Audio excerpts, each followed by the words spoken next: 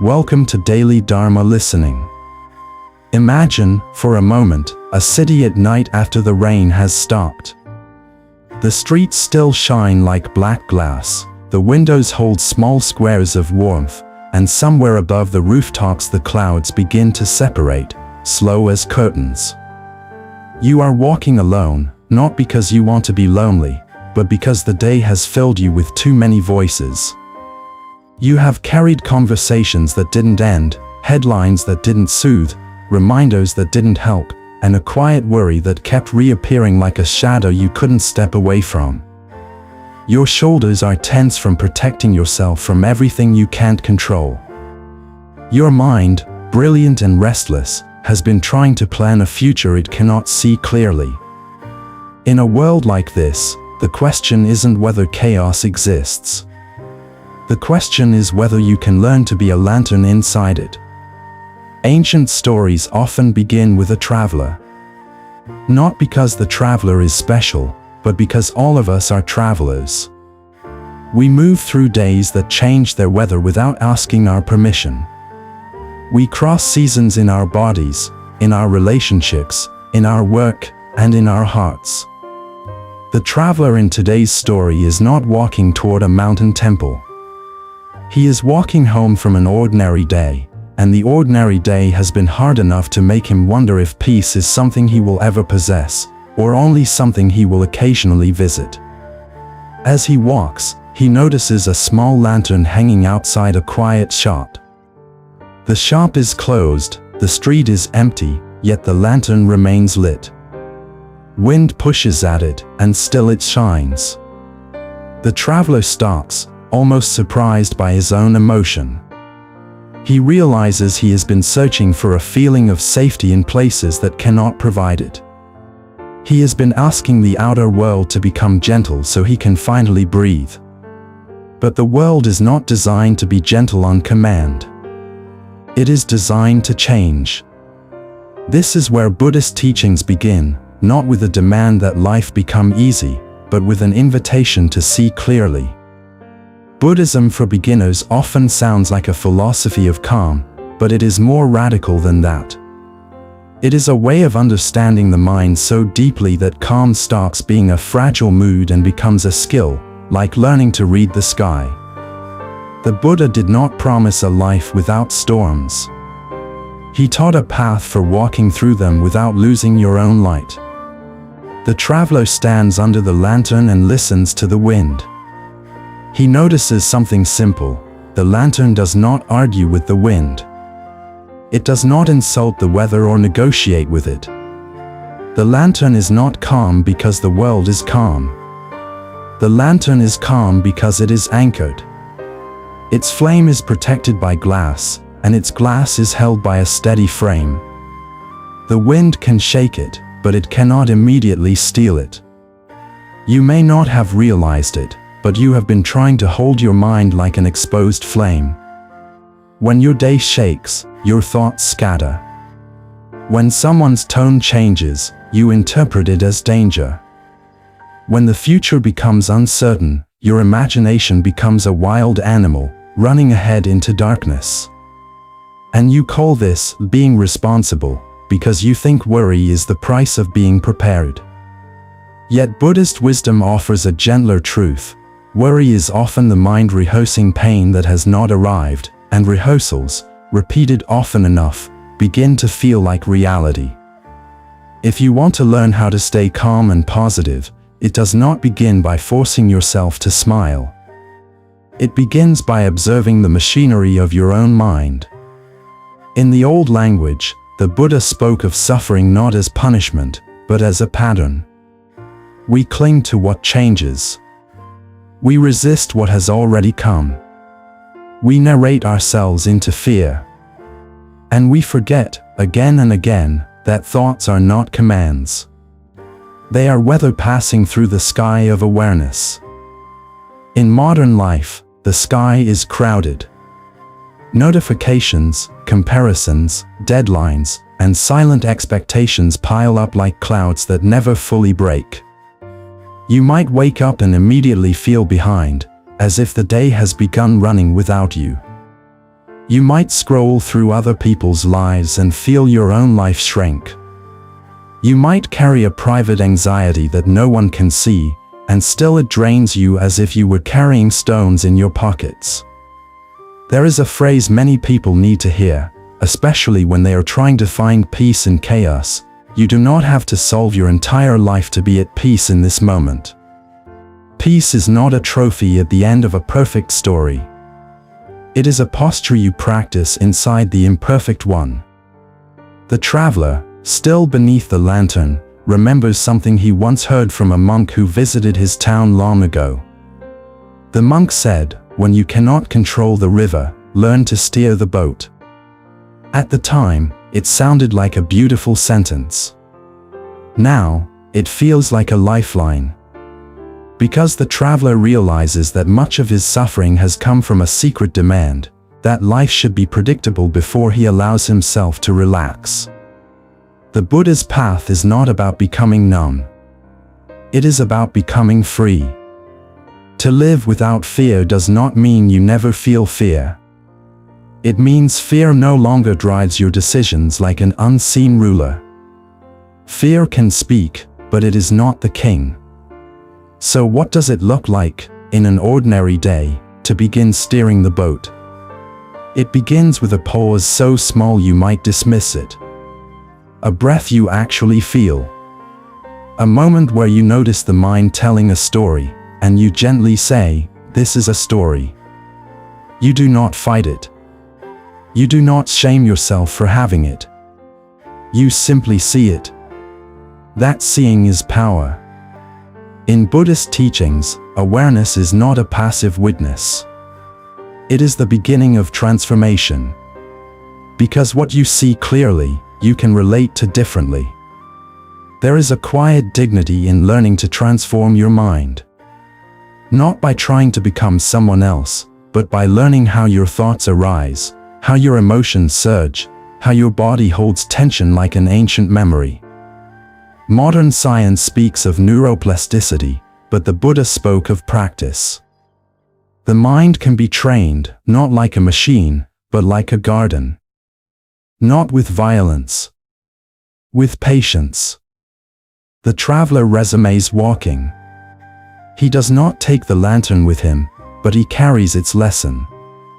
And as he turns the corner, he hears something, a laugh from a distant window, a dog's paws on pavement, the hum of a train line far away. The world is still the world.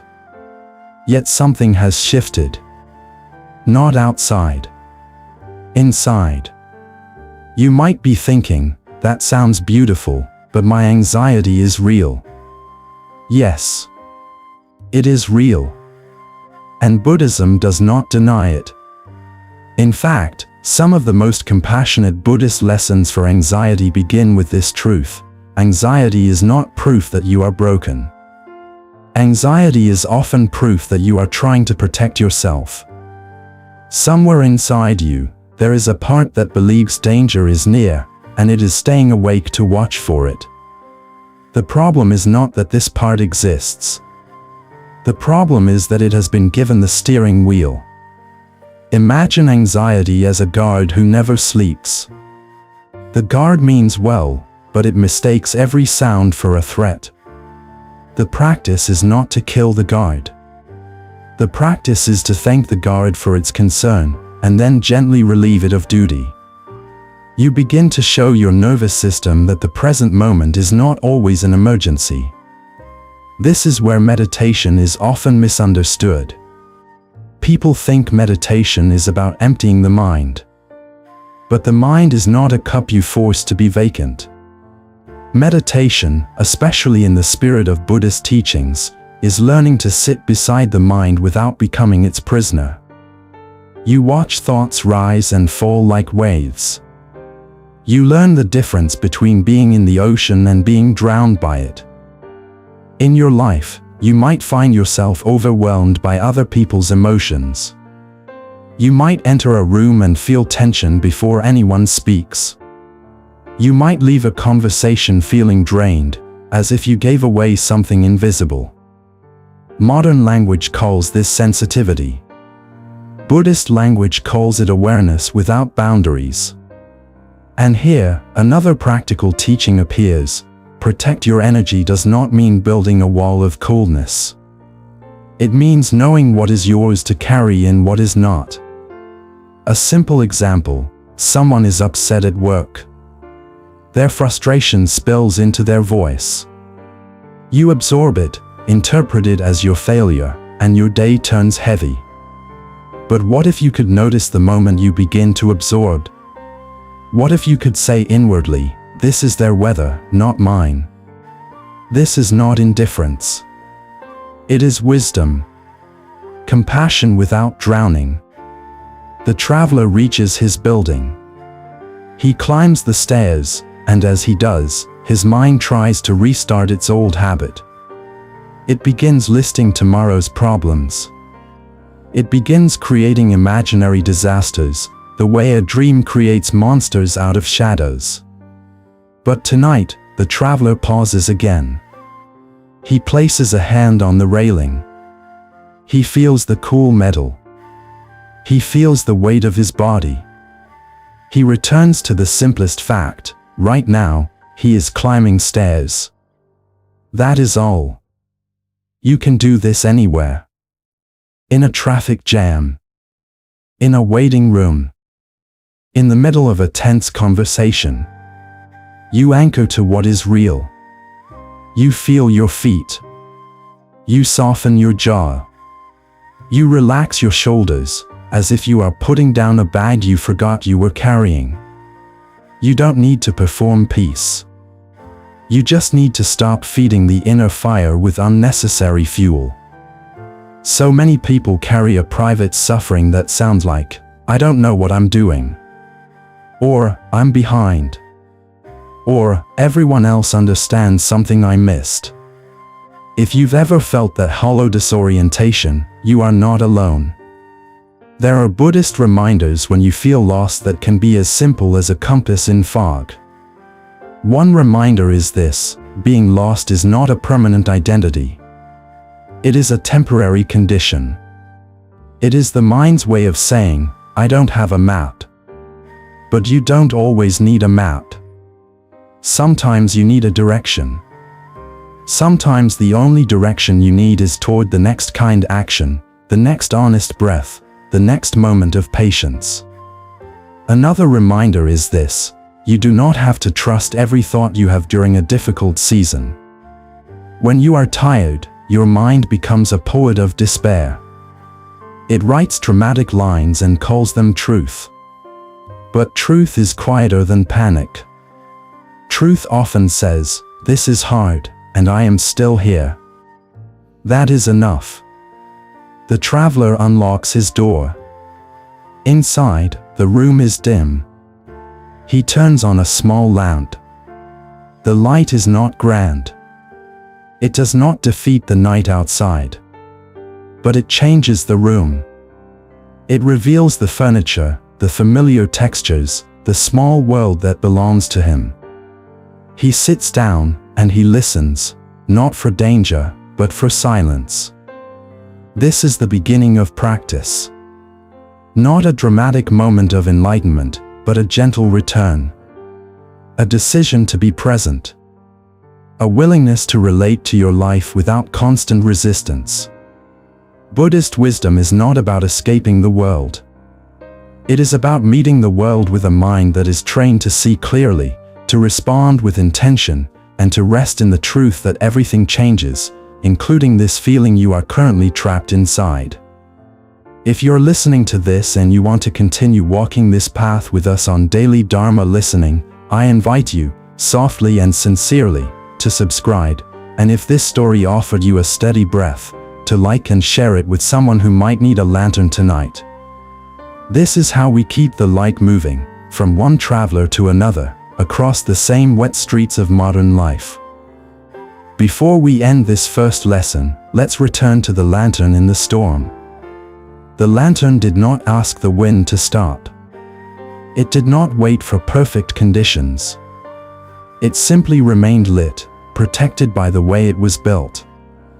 And you, too, can build protection, not by hardening, but by awakening. Not by controlling the world, but by learning your mind. Not by chasing peace as a distant place, but by practicing it as a present skill. Tonight, or today, wherever you are, try this. When your thoughts rush, do not rush with them. When your fear speaks, do not obey it immediately. When chaos swells, look for one breath that belongs to you. Let that breath be your lantern. Let awareness be your glass. Let compassion be your frame. And as the world changes, as it always will, may you learn, slowly, patiently, beautifully, to remain. Part 2. The quiet discipline of seeing clearly. Morning does not arrive all at once. It enters the world in small negotiations. A hint of light behind curtains. The sound of movement in another room. The body remembering gravity before the mind remembers purpose. This is often where unease begins, not in dramatic moments, but in the soft opening seconds of the day when the mind rushes forward faster than life itself. Before your feet touch the floor, the future is already speaking, reminding you of what might go wrong, what remains unfinished, what could be lost. And yet, according to ancient Buddhist teachings, this very moment, unnoticed and ordinary, is where freedom quietly waits. There is an old image passed down through Buddhist wisdom, a man crossing a river on a narrow boat. The river is strong, the current unpredictable, but the man does not curse the water. He does not demand that it become still. Instead, he learns to read it. He notices the direction of the flow, the hidden rocks beneath the surface, the places where the water slows. This is not resignation. This is intelligence. This is the quiet discipline of seeing clearly. Much of modern suffering comes not from pain itself, but from misunderstanding our relationship with it. Buddhism for beginners often starts with a surprising insight: the mind adds weight to experience. A single thought, repeated, can turn discomfort into despair.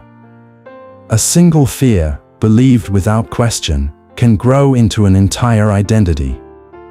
The Buddha did not teach escape from life. He taught intimacy with reality, so complete that illusion loses its grip. Imagine someone stuck in traffic, late for an important meeting. The body tightens. The breath shortens. The mind begins to narrate catastrophe. Respect will be lost. Opportunities will disappear. The future collapses into this moment of red lights and unmoving cars. Yet the cars have not changed. Only the interpretation has.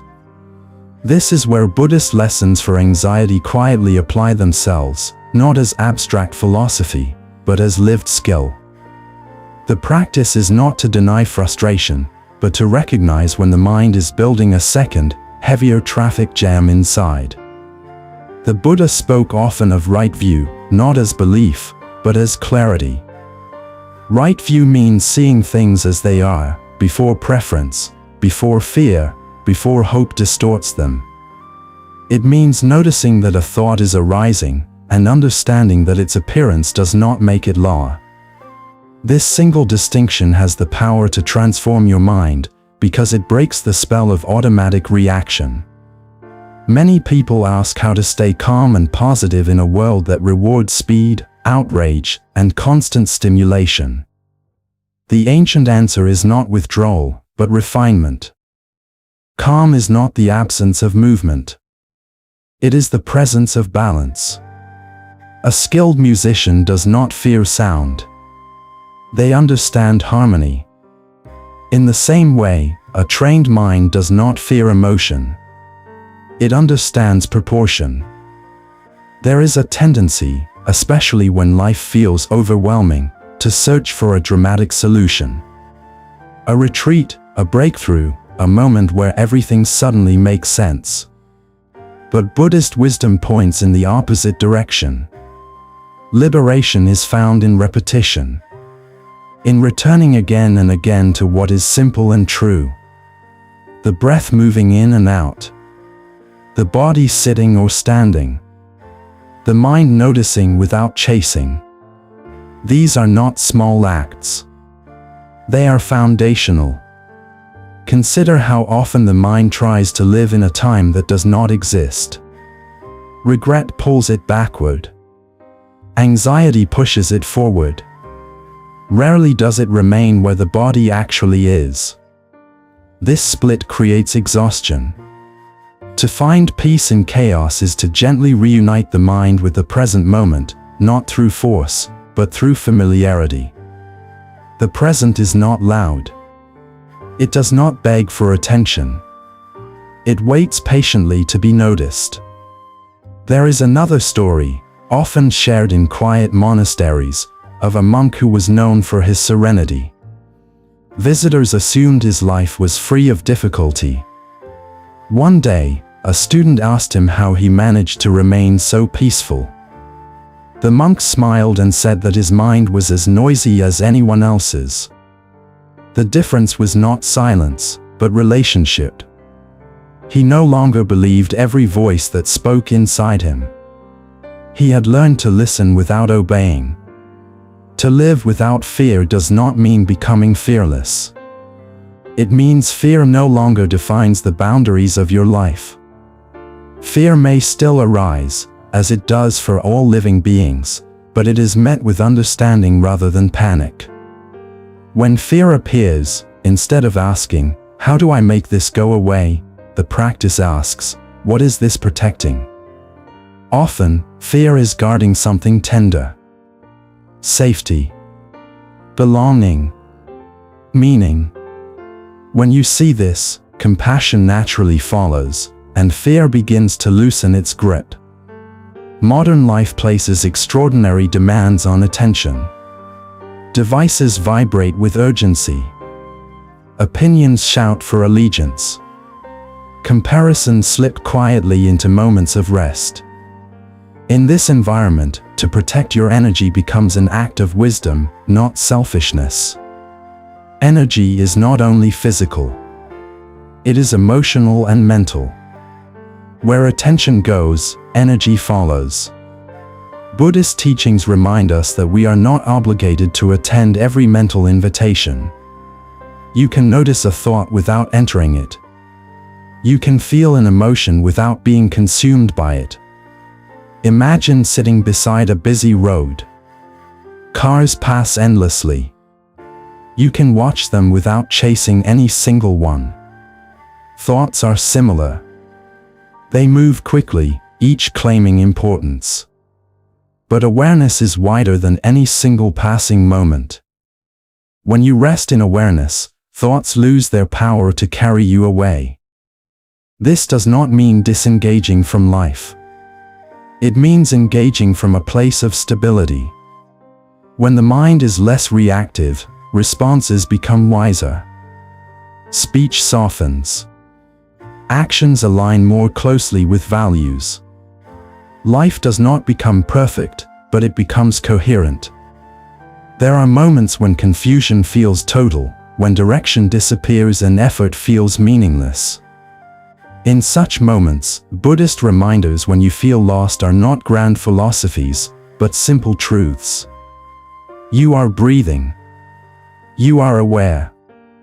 You are allowed to begin again. Being lost is not failure. It is part of learning the terrain. The Buddha often emphasized impermanence, not to depress, but to liberate. Everything changes. Emotions rise and fall. Circumstances shift. Even identities soften over time. When you deeply understand this, clinging becomes less necessary. You stop demanding permanence from what cannot provide it. In doing so, a quiet relief enters the heart. Think of a glass of muddy water.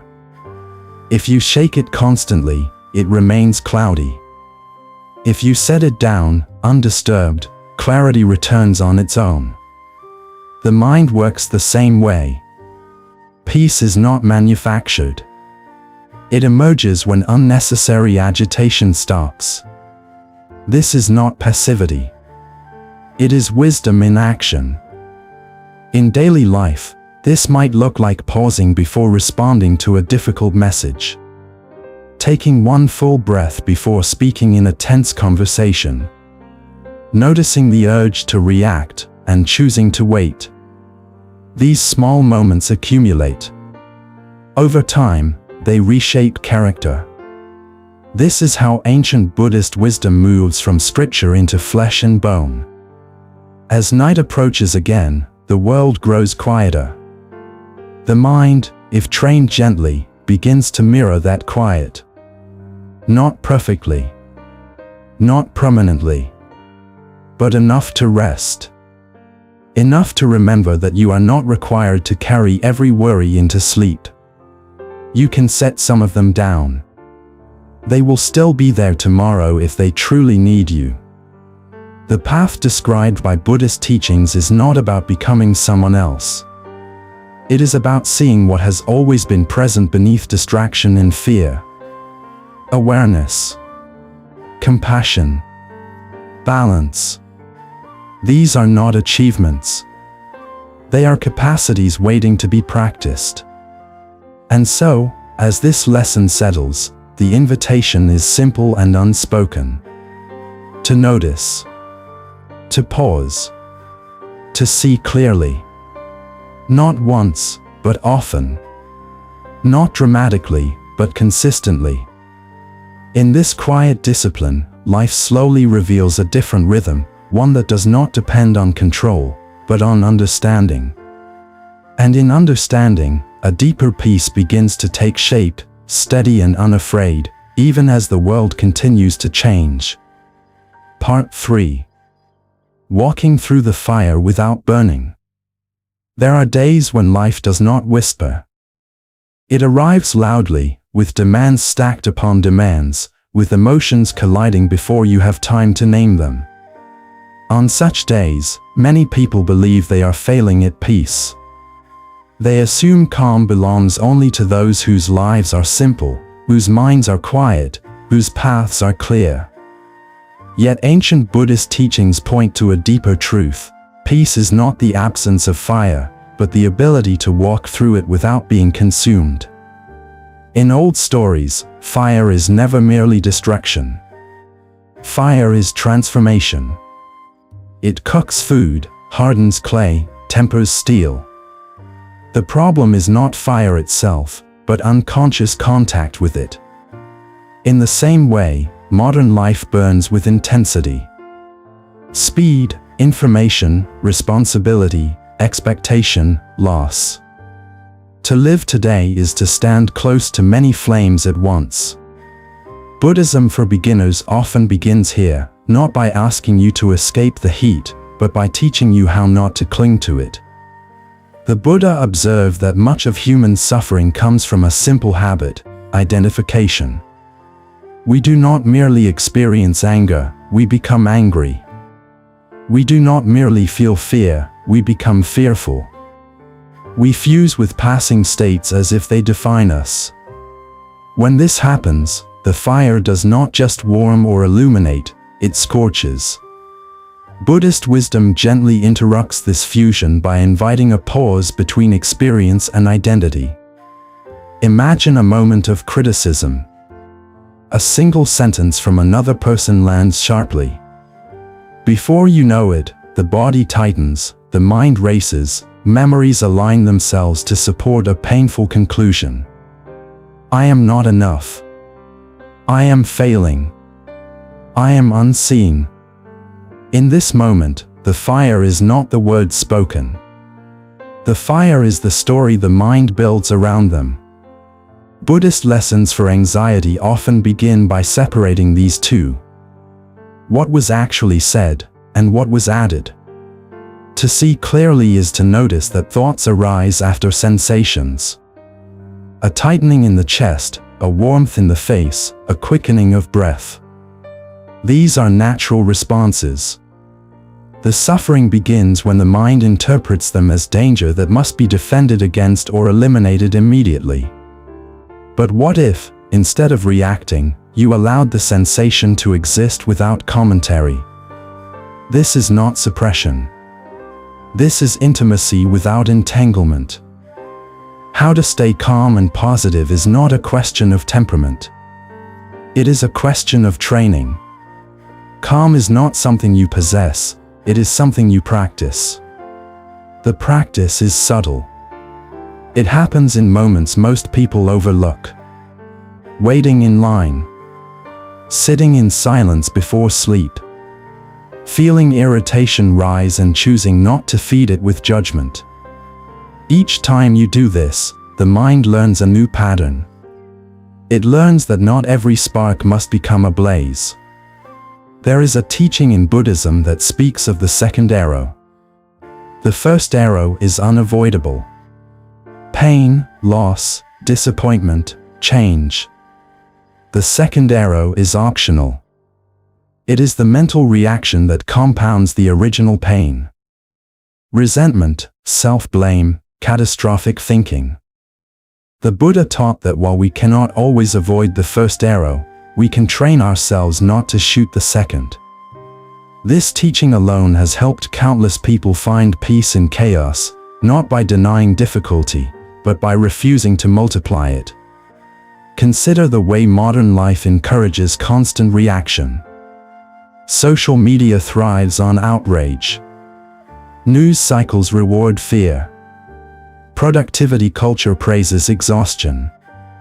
In such an environment, to live without fear seems unrealistic, even irresponsible. Yet Buddhist teachings redefine fearlessness. Fearlessness does not mean ignoring danger. It means not allowing imagined futures to dominate present reality. It means responding to what is actually happening, rather than what the mind predicts might happen. The mind is a powerful storyteller.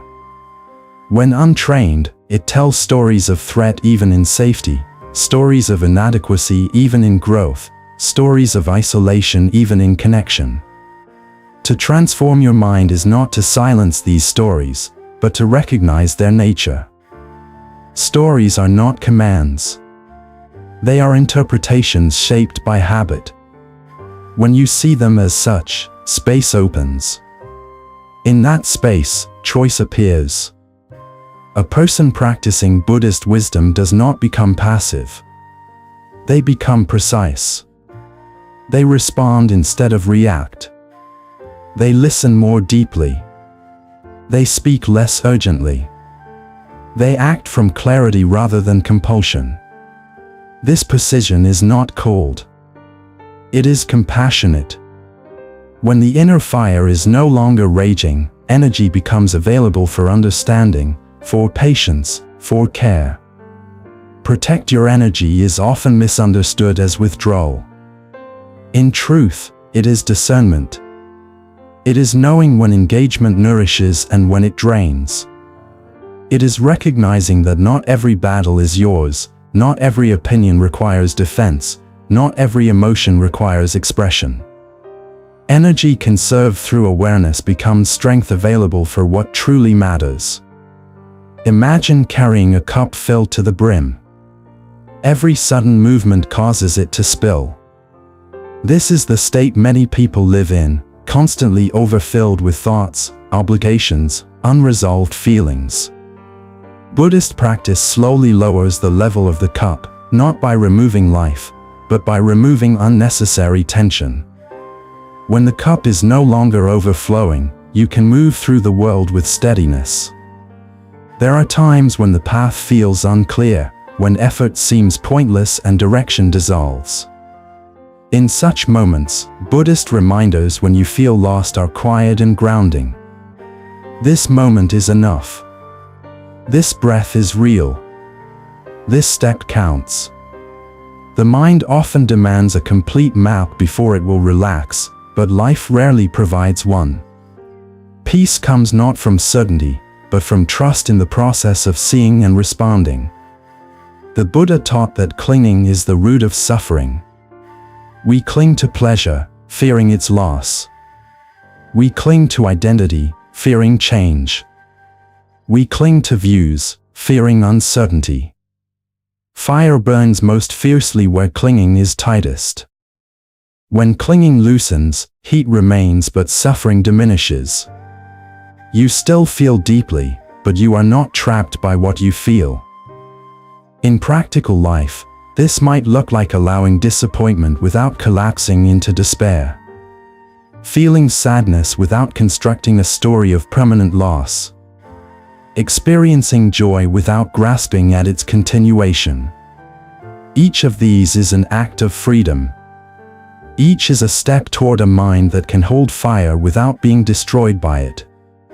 Night falls again, as it always does. The day's intensity begins to fade. For a mind trained in Buddhist teachings, this fading is not something to resist. It is something to observe. Thoughts slow. Sensations soften. The body prepares to rest. Even if worries remain, they no longer shout. They wait. And in that waiting, you discover something important. You are not required to resolve everything before resting. You are allowed to pause. Ancient Buddhist wisdom does not promise a life without fire. It promises a way through it. A way that transforms heat into light, intensity into insight, difficulty into understanding. Walking this way is not heroic. It is human. It is done step by step, breath by breath, moment by moment. And as you continue, perhaps without noticing, the fire that once terrified you becomes familiar. Not harmless, but understood.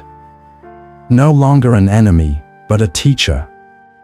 And in that understanding, the mind grows steadier, the heart grows quieter, and life, even in its fiercest moments, becomes something you can meet without turning away.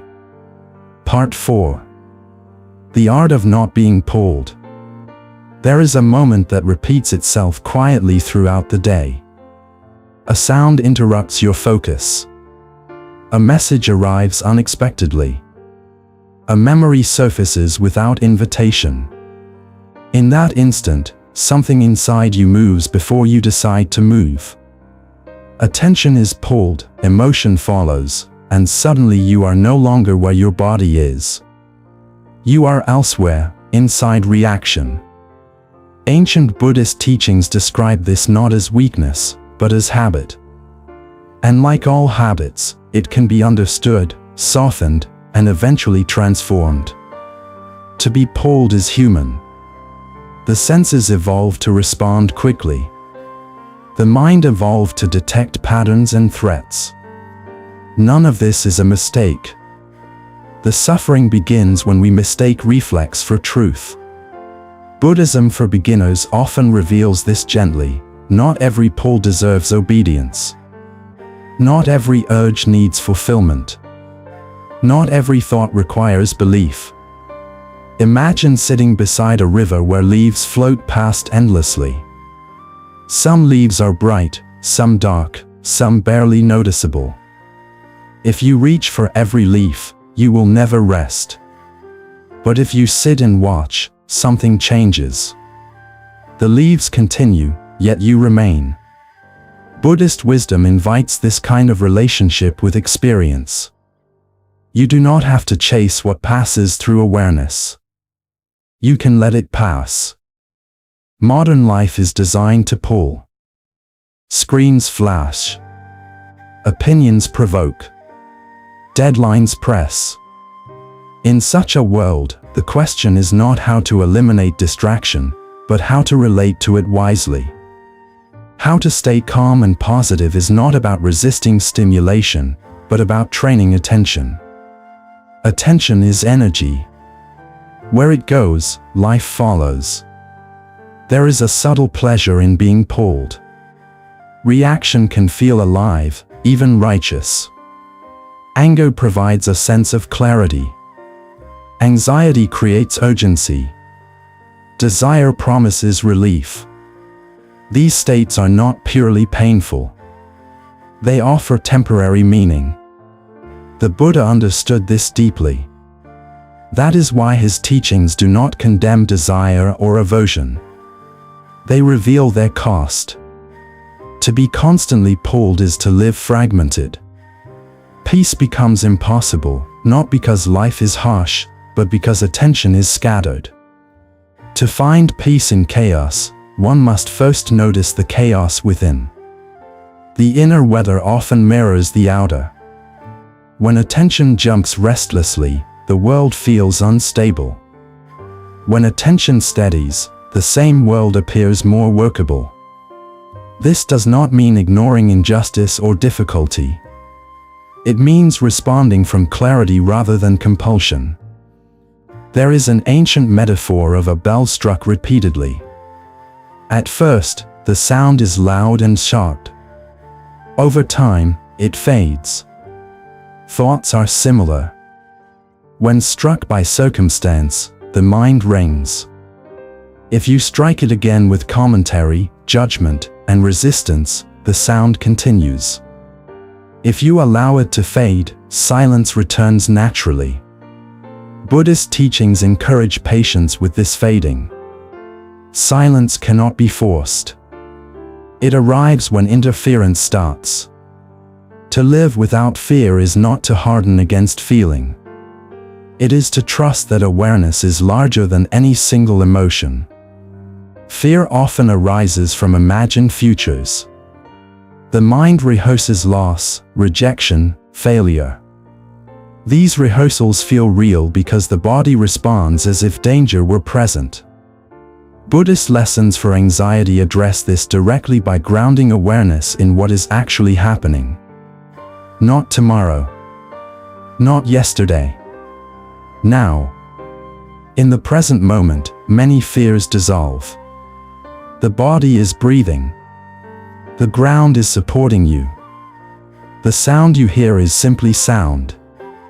The mind may resist this simplicity because it feels unimportant. Yet simplicity is where stability lives. The Buddha did not teach complexity as a path to freedom. He taught attention. To transform your mind, you begin by noticing how often it seeks certainty. The mind wants guarantees. It wants assurance that effort will be rewarded, that pain will end, that meaning will be preserved. When these guarantees are unavailable, anxiety fills the gap. Buddhist wisdom does not offer certainty. It offers understanding. Understanding that uncertainty is not a flaw in existence, but a fundamental condition.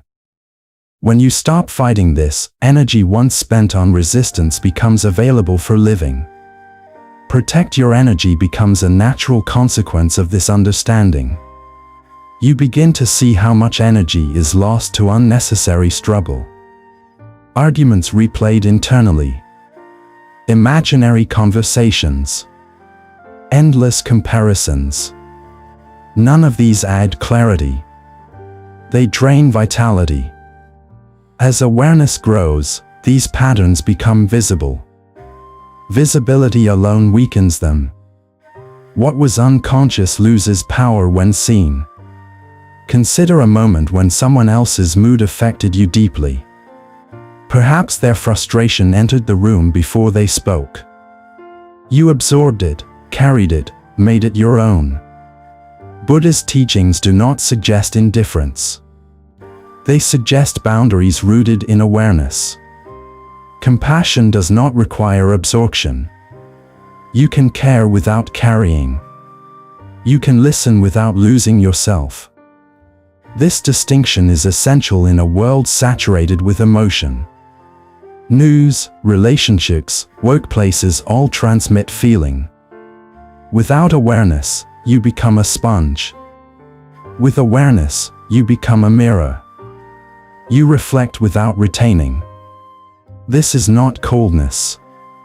It is clarity that allows compassion to remain sustainable. There are times when direction fades and effort feels heavy. In these moments, Buddhist reminders when you feel lost are quiet anchors. You are not required to know the whole path. You are required only to take the next mindful step. Lostness is often the mind demanding certainty where patience is needed. When you release the demand, movement resumes naturally. The Buddha spoke of the middle way, not as compromise, but as balance. Not indulgence, not suppression. Not attachment, not aversion. Balance is dynamic. It adjusts moment by moment. Walking this way requires sensitivity. You notice when effort becomes strain, when rest becomes avoidance. Awareness guides adjustment. In daily life, this might mean recognizing when productivity becomes self-punishment, when rest becomes escape, when discipline becomes rigidity. Buddhist wisdom does not prescribe fixed rules. It cultivates discernment. Discernment grows from attention. As evening approaches, the pull of the day begins to weaken. Sounds soften. Light fades. For many, this is when the mind becomes loud. Unfinished thoughts surface. Regrets replay. Worries cue for attention. This is not failure. It is habit revealing itself. Buddha's teachings meet this moment with gentleness. You notice the pull without following. You feel the urge without acting. You allow the mind to settle on its own timetable. There is an image of snow falling into a shaken jar of water. If the jar is shaken, the water remains cloudy. If left alone, clarity returns. The mind behaves similarly. Stillness is not imposed. It emerges when agitation ceases. Walking the path described by ancient Buddhist wisdom does not remove you from life. It places you more fully within it. You still experience joy and sorrow, success and failure. The difference is subtle but profound. You are no longer pulled blindly. You are present. You are responsive. You are free to choose. And in that freedom, something unexpected appears. Life feels less like a series of demands and more like a conversation. You listen. You respond. You rest. You move again. The art of not being pulled is not about control. It is about trust in awareness. Trust that you can meet whatever arises without losing yourself. Trust that you can stand in the current without being swept away. This trust grows slowly, through repetition, through noticing, through returning. Each moment you are not pulled is a moment of quiet victory. Not over the world, but over confusion. And in these moments, scattered throughout ordinary days, the shape of a steadier life begins to form. Part 5. Returning to the still center. There comes a point on the path when effort itself becomes heavy. You have listened, reflected, practiced awareness, yet life continues to test you. Old habits resurface. Emotions rise unexpectedly. The mind, once calmer, suddenly feels crowded again. This moment often brings quiet discouragement. Many people believe they have failed at the path. But ancient Buddhist teachings say something very different. This is not failure, this is depth. A will turns smoothly only when its center is still. The rim moves fast, sometimes violently, but the center remains unmoving. The Buddha often spoke in this language, not of escaping movement, but of discovering what does not move within it. The still center is not an absence of life. It is the place from which life can be lived without being shattered. Buddhism for beginners sometimes creates the illusion that peace is linear. That once you learn certain truths, agitation disappears forever. Yet Buddhist wisdom is more honest and more compassionate. It understands that conditioning runs deep. Patterns formed over years do not dissolve in moments. What changes is not the disappearance of disturbance, but your relationship to it. When agitation returns, the untrained mind panics. It asks, "Why am I like this again?" The trained mind asks, "What is being revealed now?"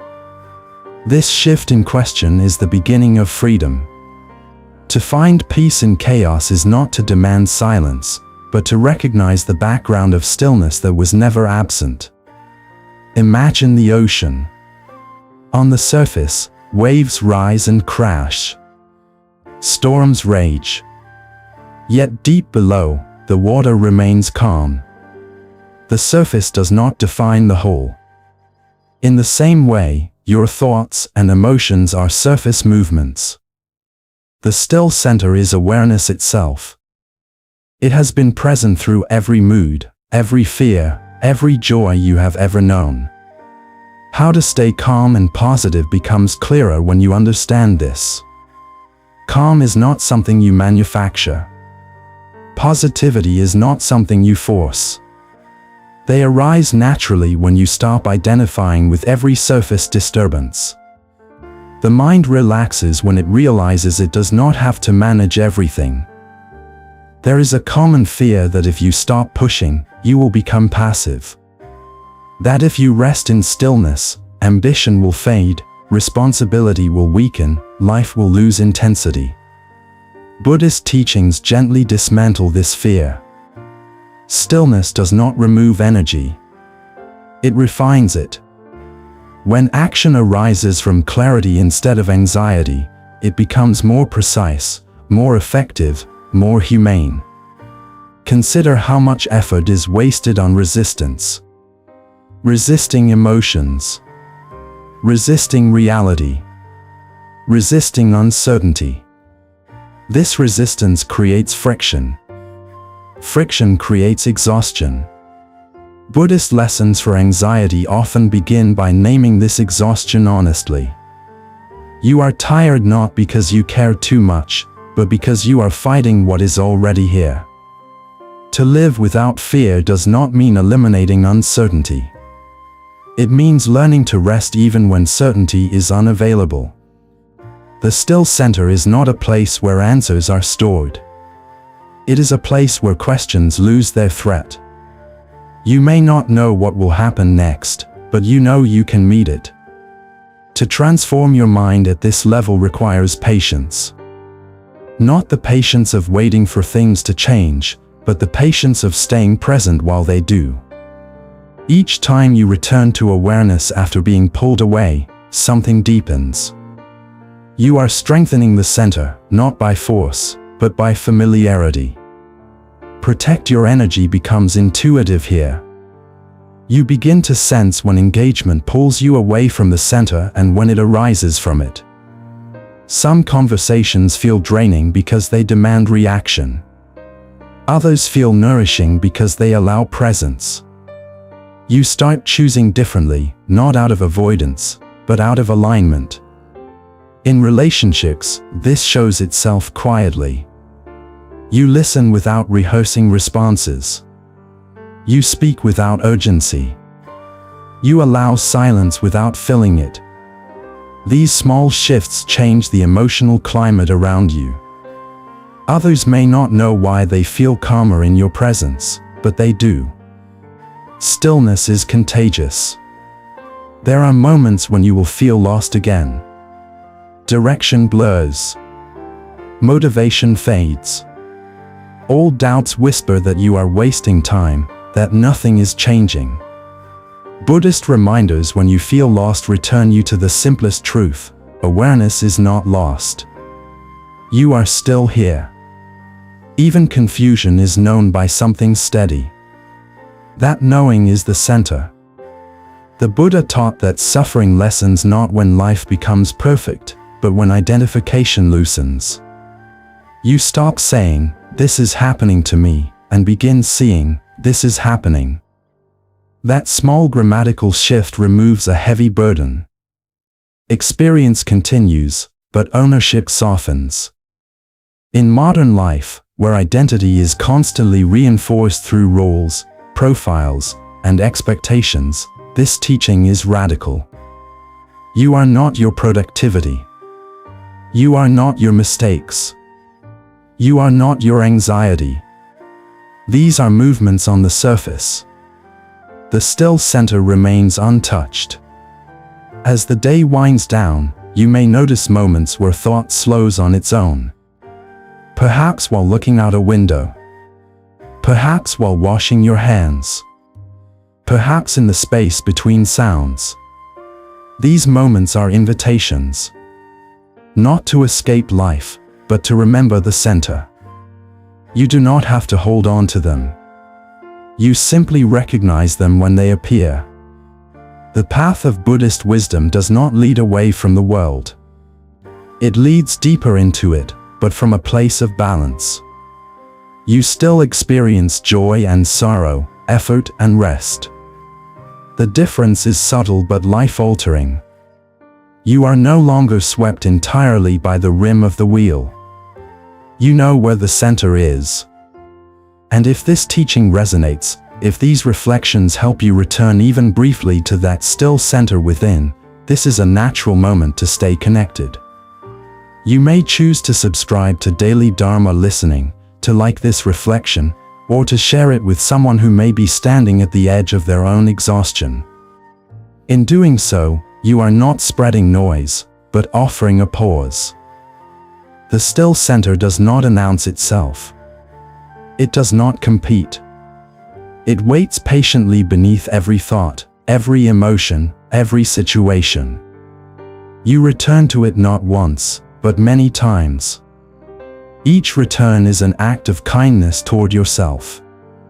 Life will continue to move. The wheel will keep turning. Challenges will arise, and uncertainty will remain part of the landscape. Yet within all of this, the center holds. And as you learn to return to it again and again, you discover that peace was never something to be achieved in the future. It has always been available in the present, quietly steady, waiting for recognition. Part 6. Learning to rest inside uncertainty. There is a particular tension that arises when answers do not arrive. The mind searches, reviews, anticipates, yet clarity remains distant. In these moments, many people feel suspended, as if life has paused without permission. The modern world teaches that uncertainty is a problem to be solved quickly. Ancient Buddhist teachings offer a quieter understanding. Uncertainty is not an interruption of the path, it is the path itself. From the earliest teachings, Buddhism has pointed to impermanence not as a philosophical idea, but as a lived reality. Everything changes. Circumstances shift. Feelings rise and fall. Certainty, when it appears, is always temporary. Suffering often begins when the mind demands stability from a world built on movement. Peace begins when this demand softens. Buddhism for beginners sometimes feels unsettling for this reason. It does not promise firm ground where none exists. Instead, it teaches balance within motion. To rest inside uncertainty does not mean giving up direction. It means releasing the illusion that control is required for peace.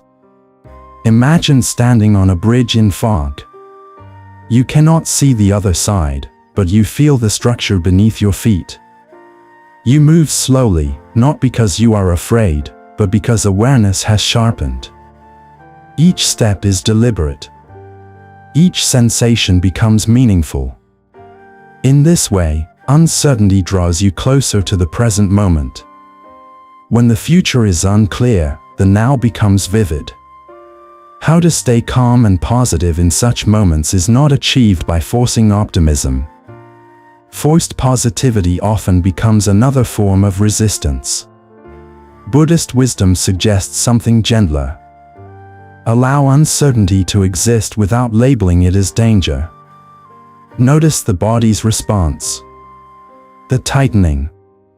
The quickened breath. Instead of fighting these sensations, you let them be known. Awareness creates space, and in that space, calm arises naturally. Many experiences labeled as anxiety are simply the body responding to not knowing. The mind tries to protect by predicting outcomes, rehearsing scenarios, scanning for threats. Buddhist lessons for anxiety do not criticize this impulse. They redirect it. Instead of asking the mind to predict, you invite it to observe. Observation does not eliminate uncertainty, but it removes the extra suffering created by imagination. To find peace in chaos, you learn to distinguish between what is happening and what might happen. The present moment rarely carries as much threat as the future imagined by the mind. When attention returns to immediate experience, fear often loses intensity. The body is still breathing. The ground still supports you. Life is still unfolding. To live without fear does not mean you never feel it. It means fear no longer dictates your relationship with the unknown. You stop treating uncertainty as an enemy. You begin to see it as a teacher. Uncertainty reveals attachment. It shows where the mind insists on guarantees. In seeing this, clinging becomes visible, and what is visible can soften. To transform your mind in this way requires trust. Not blind trust in outcomes, but trust in awareness.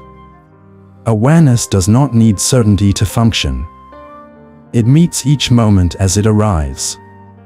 When you trust awareness, you no longer need to resolve the future before resting. Protect your energy becomes especially important here. Uncertainty can drain energy when the mind spins endlessly. Rumination consumes vitality. Buddhist wisdom encourages a return to simplicity. One breath. One task. One moment at a time. Energy conserved through presence becomes available for genuine response when action is needed. In daily life, this might look like acknowledging that you do not yet know the answer, and allowing that to be true without self-judgment. It might mean postponing a decision until clarity naturally emerges. It might mean acting with incomplete information, guided by values rather than guarantees. Each of these is an expression of wisdom. There are periods in life when direction dissolves entirely. Careers shift. Relationships change. Identities soften. In these times, Buddhist reminders when you feel lost are not dramatic revelations. They are grounding truths. You are alive. You are aware. This moment is workable. The path is not absent. It is simply unfolding step by step rather than all at once. The Buddha taught that clinging to certainty creates suffering because certainty is always provisional. When you release the demand for it, something unexpected appears. Curiosity replaces fear. Flexibility replaces rigidity. Life becomes less of a test and more of a dialogue.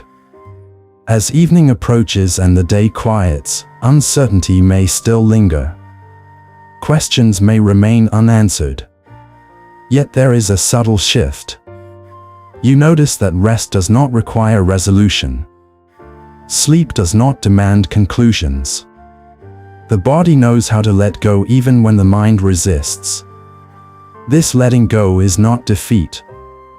It is wisdom older than thought. Ancient Buddhist teachings remind us that the present moment is always complete, even when the future is unclear. You do not have to wait for certainty to live. You do not have to resolve every question to be at peace. Peace arises when you stop arguing with the nature of things. Learning to rest inside uncertainty is not a single achievement. It is a practice repeated across days and seasons. Each time you allow not knowing without panic, the mind becomes more spacious. Each time you return to what is real, fear loosens its grip. Life will continue to surprise. Plans will change. Answers will arrive late or not at all. Yet within this, something steady develops. A confidence not rooted in prediction, but in presence. A calm not dependent on outcomes. A quiet trust that whatever arises can be met. And in this trust, uncertainty transforms from a source of suffering into a field of possibility. The unknown no longer threatens to undo you. It becomes the space where growth occurs, where insight deepens, where the path continues to unfold, moment by moment, exactly as it is meant to. Part 7. The weight you were never meant to carry. There is a kind of tiredness that sleep does not cure. The body may rest, yet something inside remains heavy, as if an invisible load has been carried for too long. Many people wake with this weight already present, before the day has even begun. It presses quietly, shaping mood, narrowing patience, dulling joy.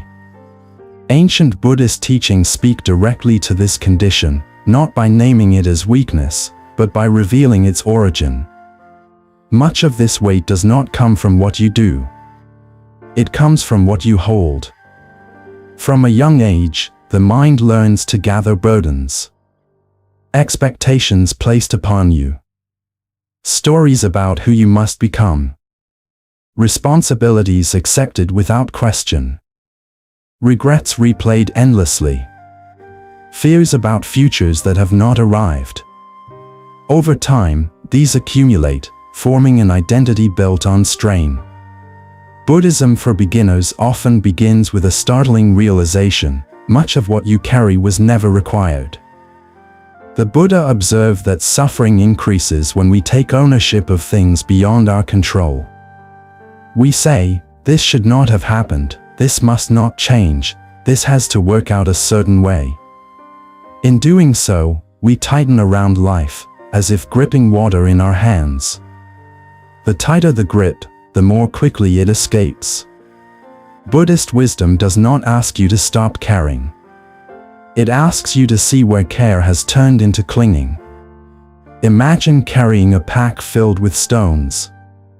Each stone represents something you believe you must hold together. Other people's emotions. Outcomes you cannot guarantee. Identities you feel obligated to maintain. At first, the weight feels manageable. Over time, it reshapes posture. Movement becomes effort. Rest feels earned rather than natural. The tragedy is not that the pack is heavy. It is that no one ever told you that you could set it down. How to stay calm and positive begins here, not by adding new practices, but by releasing unnecessary weight. Calm emerges when effort decreases. Positivity arises when the mind is no longer exhausted by constant self-management. Buddhist teachings remind us that the mind's habit of control often masquerades as responsibility. Yet responsibility does not require tension. Care does not require suffering. There is a subtle fear that if you stop carrying everything, something will fall apart. That relationships will weaken, that success will vanish, that meaning will dissolve. This fear keeps the burden in place. Buddhist lessons for anxiety gently expose this fear by inviting an experiment. What happens if you loosen your grip, even slightly? What remains stable without your constant effort? To find peace in chaos, you must first see what chaos you are creating internally by trying to prevent chaos externally. The mind rehearses, predicts, manages, yet life continues to surprise. Control offers an illusion of safety, but it demands constant energy. Awareness, on the other hand, offers flexibility. It adapts without strain. To live without fear does not mean abandoning responsibility. It means releasing the belief that fear is necessary to function. Fear often claims to protect, but in excess, it exhausts. Buddhist wisdom invites a different protector: clarity. Clarity sees what can be influenced and what cannot. It acts where action is possible and releases where it is not. To transform your mind at this level is to recognize the difference between response and burden. Response arises in the moment, shaped by conditions. Burden is carried forward, regardless of relevance. Many people carry old conversations, past mistakes, imagined judgments long after they have lost meaning. These mental relics weigh heavily, not because they are important, but because they have not been questioned. Protect your energy becomes essential when you see how much energy is lost to carrying what is no longer needed. Energy drained by rumination is not available for presence. Energy spent on self-criticism is not available for growth. Buddha's teachings do not ask you to think positively. They ask you to think accurately. Is this thought useful? Is this weight necessary? In relationships, this clarity changes everything. You stop taking responsibility for how others feel when their feelings arise from their own conditioning. You listen without absorbing. You care without collapsing. Compassion becomes sustainable when it is not confused with self-sacrifice. This is not distance. It is respect for boundaries that preserve connection rather than erode it. There are moments when letting go feels like loss. The mind equates release with failure. Buddhist reminders: when you feel lost, address this gently. Letting go is not erasing the past. It is releasing the belief that the past must be carried into every moment.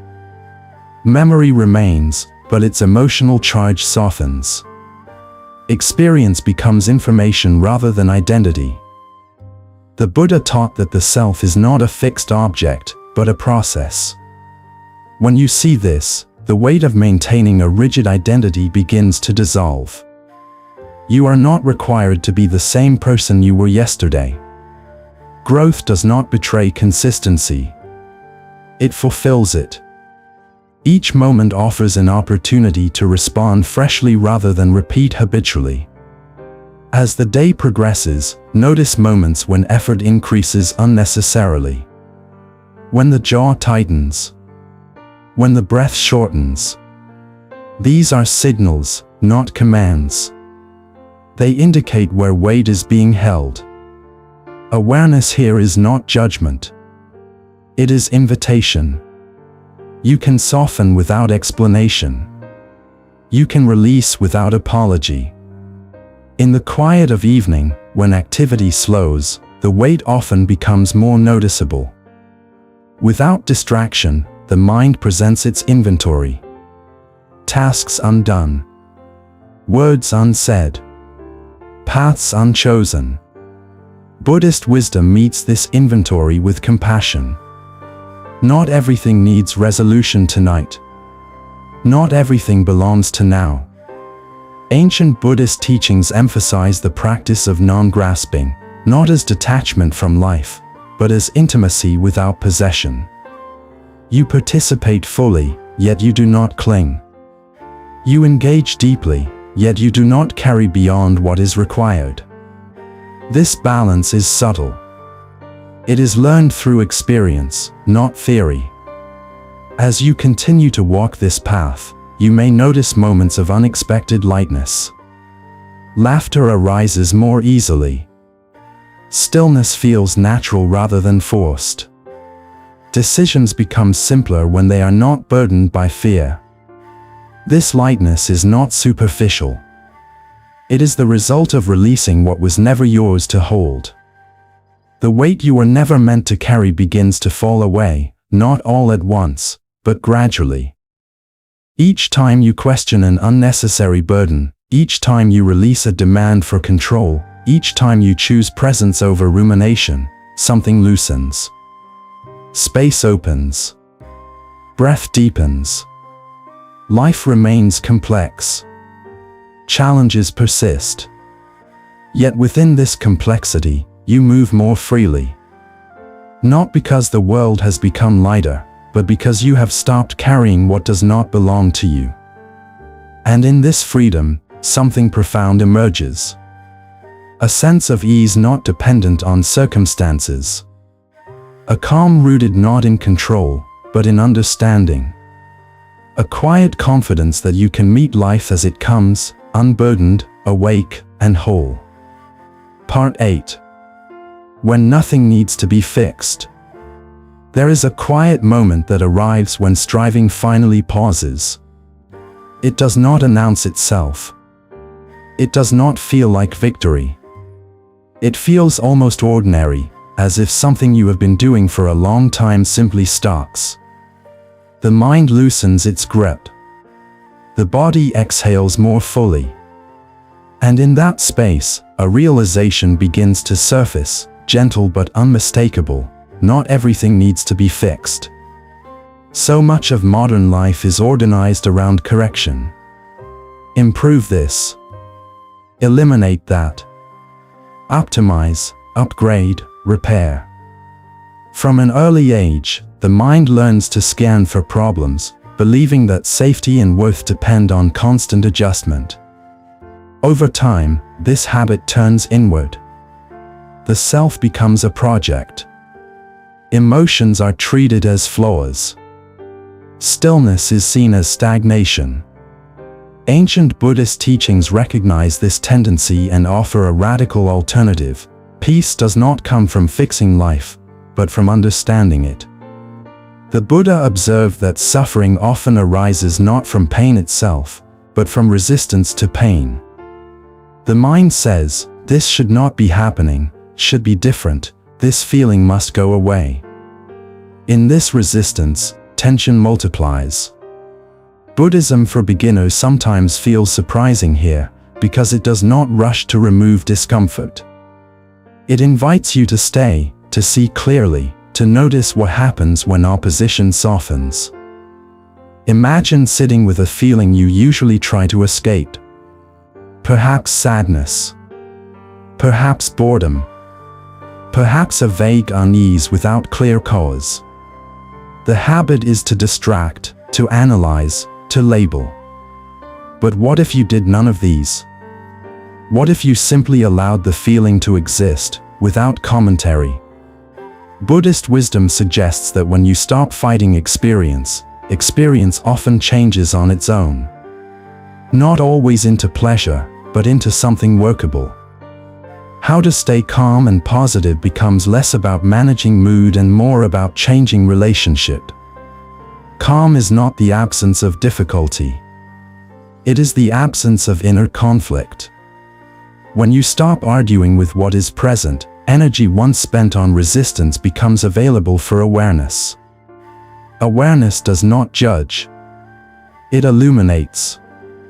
To find peace in chaos, one must first stop demanding order from the outside world. Chaos is not a mistake. It is a feature of impermanence. Events overlap. Outcomes remain uncertain.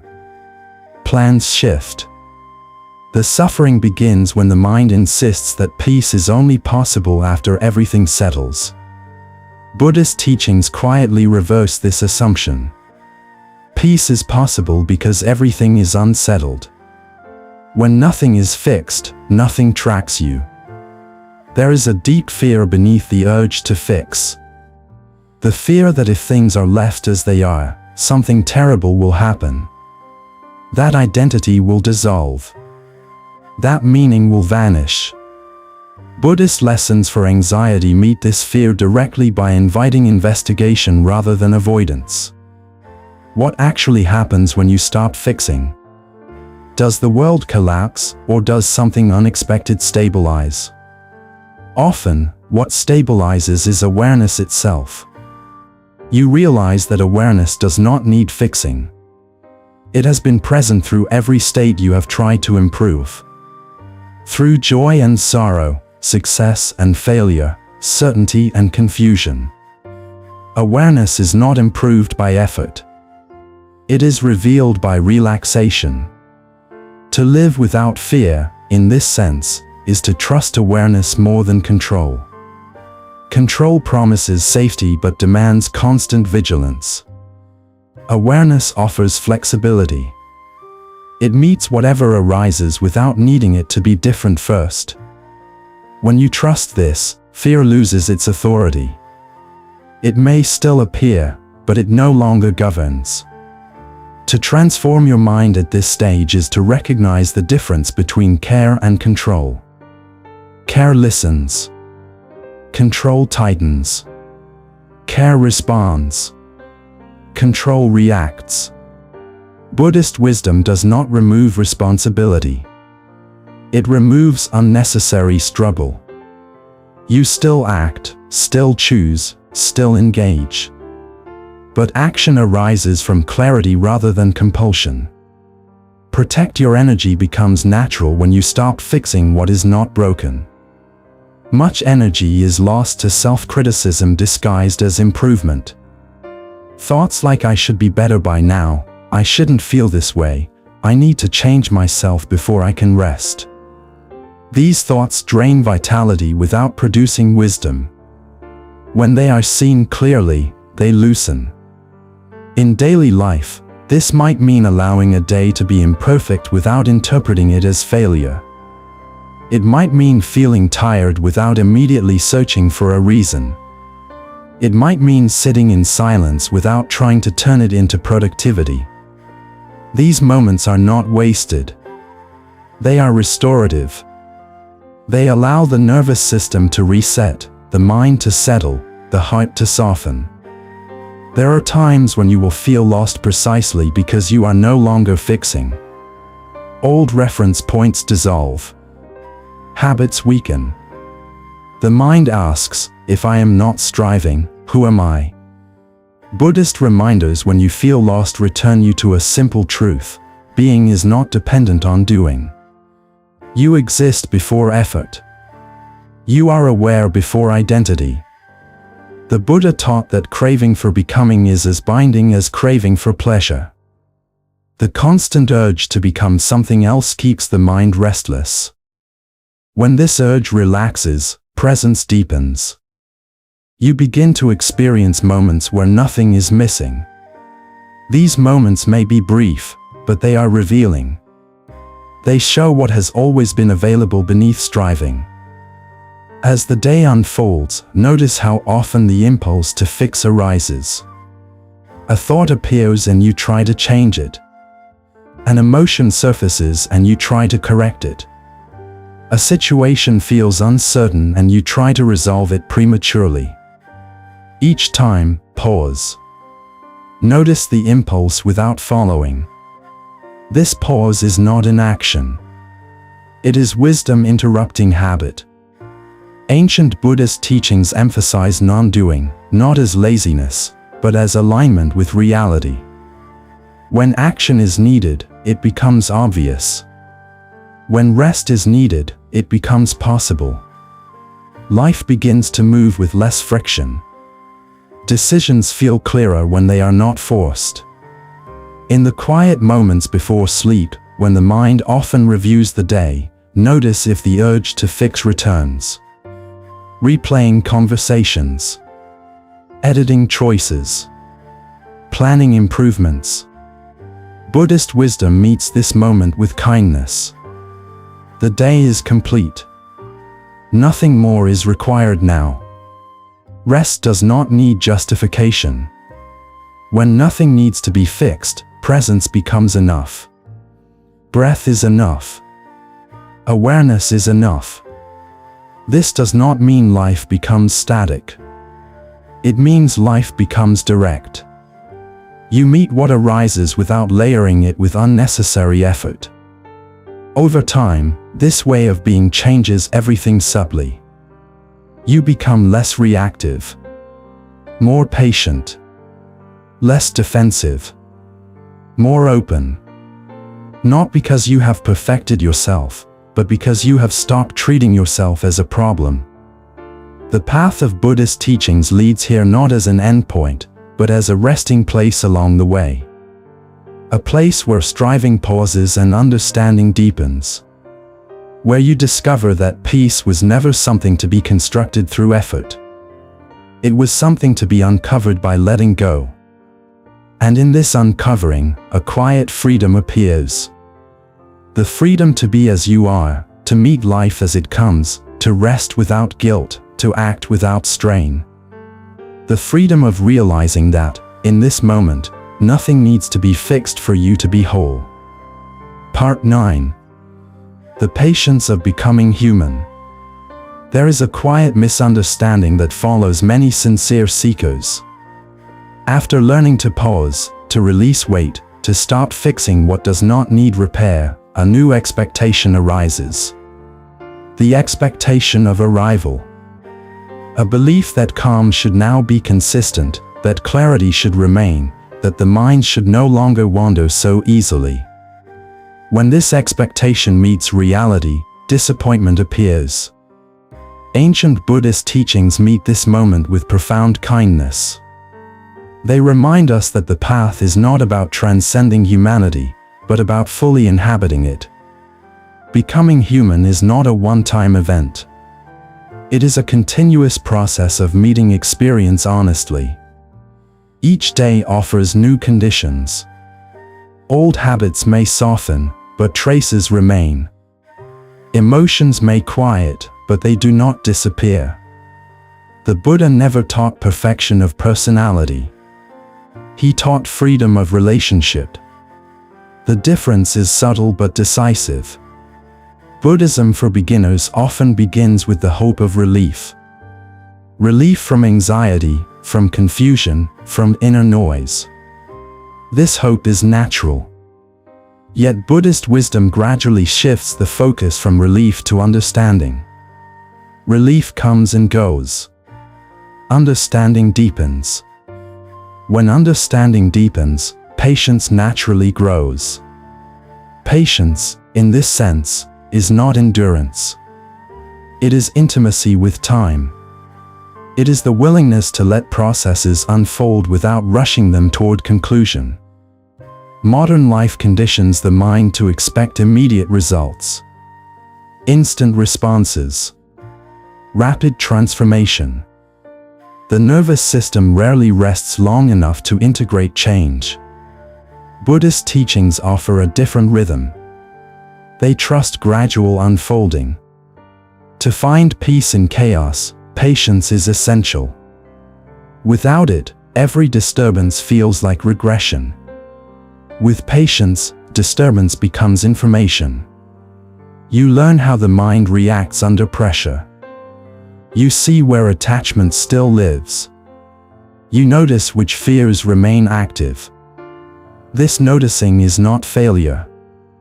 It is data. How to stay calm and positive does not mean remaining pleasant at all times. It means allowing the full range of experience without collapsing into judgment. Some days will feel heavy. Some moments will feel sharp. Patience allows these states to exist without turning them into identity. You stop saying, "This is who I am," and begin seeing, "This is what is happening now." There is a tendency to compare your inner process with imagined ideals. You hear stories of monks sitting effortlessly in silence, of sages untouched by disturbance. The mind uses these images to criticize itself. Buddhist wisdom dissolves this comparison by pointing back to direct experience. What is happening now is the path, not the story about how it should look. To live without fear does not mean erasing vulnerability. Vulnerability is part of being alive. Fear arises when vulnerability is resisted. When vulnerability is allowed, fear loses intensity. Patience creates the space where vulnerability can breathe. You no longer rush to armor yourself against feeling. You learn to stay present with sensitivity. To transform your mind at this stage is to befriend repetition. The same lesson may appear many times in different forms. The same emotion may revisit with subtle variations. The mind learns not through novelty alone, but through familiarity. Each time you respond with awareness rather than reaction, a pattern weakens. This weakening is often invisible in the moment. Patience trusts invisible change. Protect your energy here means protecting yourself from harsh self-evaluation. Progress measured too tightly becomes another form of pressure. Buddhist teachings encourage a gentler metric. Are you more aware than before? Are you quicker to notice reactivity? Are you kinder to yourself when you stumble? These shifts matter more than sustained calm. In daily life, patience may look like allowing a difficult mood to pass without fixing it. It may look like returning to the breath for the 100th time without frustration. It may look like acknowledging that some wounds heal slowly. None of this is wasted effort. Each return strengthens presence. There will be moments when you feel lost again, despite all the understanding gained. Direction blurs. Motivation fades. The mind wonders if anything has truly changed. Buddhist reminders when you feel lost do not argue with this feeling. They ground it. You are aware of feeling lost. Awareness remains steady even when direction dissolves.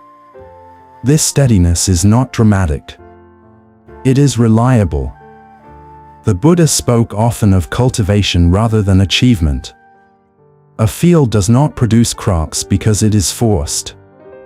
It produces because it is tended. Soil is prepared. Seeds are planted. Time passes. Conditions vary. Growth happens invisibly before it becomes visible. The mind develops the same way. Patience also reveals compassion. When you see your own patterns repeating, you become less judgmental of others. You recognize shared struggle. You soften. Compassion here is not sentimental. It is grounded in realism. Everyone is learning. Everyone is conditioned. Everyone moves at their own pace. As days turn into weeks and weeks into seasons, patience changes the texture of experience. Urgency fades. You stop demanding immediate clarity. You allow questions to remain open. In this openness, insight often arrives unexpectedly. Not through effort, but through readiness. Ancient Buddhist teachings do not hurry the heart. They trust its capacity to open when pressure eases. The patience of becoming human honors this trust. It accepts that growth includes pauses, setbacks, and periods of uncertainty. These are not detours. They are integral. In quiet moments, you may notice a subtle shift. A reaction that once consumed you now passes more quickly. A thought that once defined your mood now appears less convincing. These changes are modest, but profound. They signal integration. As night falls and the world softens, patience becomes easier. The mind naturally slows. The body prepares to rest. In this slowing, you sense something stable beneath movement. Not perfection. Presence. Not certainty. Awareness. The path continues, not as a straight line, but as a spiral. You revisit familiar terrain with deeper understanding. Each return is not repetition, but refinement. This is the patience of becoming human. Not rushing toward an ideal, but learning to meet life as it unfolds, with steadiness, humility, and care. And in this meeting, something enduring takes root. A quiet confidence that you do not need to arrive anywhere else to be on the path. You are already here. You are already learning. You are already becoming. Part 10. The freedom of not needing answers. There is a moment on the path when the mind grows tired of searching. Not tired in a defeated way, but in a quiet, mature way, as if it has finally understood something important. It has asked enough questions. It has chased enough explanations. It has waited long enough for certainty to arrive. And in this exhaustion, something unexpected opens. A freedom not based on answers, but on presence. Ancient Buddhist teachings speak often about ignorance, yet this ignorance is not a lack of information. It is the misunderstanding that knowing must come before peace. From childhood, the mind is trained to believe that clarity is safety. If you understand everything, nothing can surprise you. If you predict correctly, nothing can hurt you. But life does not obey this contract. Even the most carefully planned lives encounter loss, change, and uncertainty. Buddhism does not fight this truth. It leans into it. Buddhism for beginners sometimes begins with questions. Who am I? Why do I suffer? How do I end suffering? These questions are natural. They open the door. But Buddhist wisdom does not leave you wandering endlessly in inquiry. It slowly points beyond the need for constant explanation. It shows that peace is not the reward for correct answers. Peace arises when the demand for answers loosens. The mind loves conclusions.